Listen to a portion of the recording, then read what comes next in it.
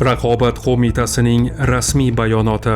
Mamlakatimizda haj safari va umra ziyoratlarini yuqori saviyada tashkil etish, vatandoshlarimizga sifatli xizmat ko'rsatish va ibodatlarni mukammal ado etishlari uchun barcha imkoniyatlar yaratilgan. Ammo Raqobat qo'mitasi tomonidan bugungi kunda internet va ijtimoiy tarmoqlar orqali umra safarlarga yuborish uchun tegishli litsenziyasi mavjud bo'lmagan tur operatorlarining umra paketlarini ochiqchasiga yoki Saudiyaga sayohatnoma ostida arzon narxda sotish takliflari asosida reklama qilinayotgani kuzatilmoqda. Misol uchun, umra ziyoratchilariga eng katta miqdorda, ya'ni 25 milliard so'mlik zararni Panorama Airways va Gulbahor Airways firmasi yetkazgan bo'lib, aldanib qolgan jabrlanuvchilar soni 2558 nafarni tashkil etadi. Surxondaryo viloyati Bilolbek Travel mas'uliyati cheklangan jamiyati Jarqo'rg'on tumani filiali xodimi NJ tegishli ruxsatnomasiz umra ziyoratiga yuborishni va'da qilib, fuqaro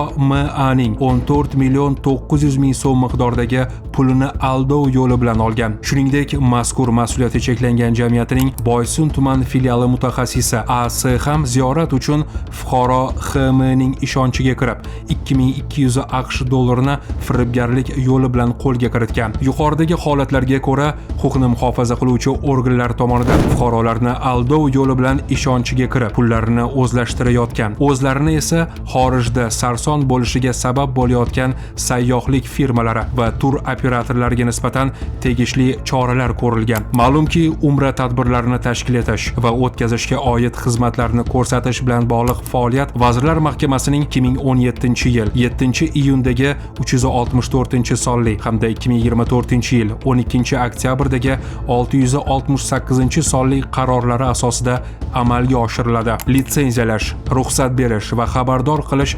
tartib-taomillari to'g'risidagi O'zbekiston Respublikasi qonuniga 2024-yil 2-iyulda kiritilgan o'zgartirish va qo'shimchalarga ko'ra, umra tadbirlarini tashkil etish va o'tkazish bo'yicha xizmatlar ko'rsatishga doir faoliyat litsenziyalanadigan faoliyatning alohida turi sifatida belgilandi. O'z navbatida, umra tadbirlarini tashkil etish va o'tkazishga oid xizmatlarni ko'rsatishga ruxsat berilgan litsenziyaga ega 12 ta tur operatorlar ro'yxati e'lon qilingan. Tegishli litsenziyaga ega bo'lmagan subyektlar tomonidan ushbu xizmatlarni ko'rsatish taqiqlangan. Reklama to'g'risidagi O'zbekiston Respublikasi qonunining 16-moddasiga muvofiq ishlab chiqarilishi yoki realizatsiya qilinishi qonunda taqiqlangan tovarlarni, shuningdek ishlab chiqarilishi va realizatsiya qilinishi uchun tegishli sertifikatlari va litsenziyalari, majburiy sertifikatlashtirish guvohnomalari yoki maxsus ruxsatnomalari mavjud bo'lmagan tovarlarni reklama qilish taqiqlangan. Hurmatli fuqarolar, umra tadbirlarini amalga oshirishda firibgarlarga aldanib qolishdan ogoh bo'lish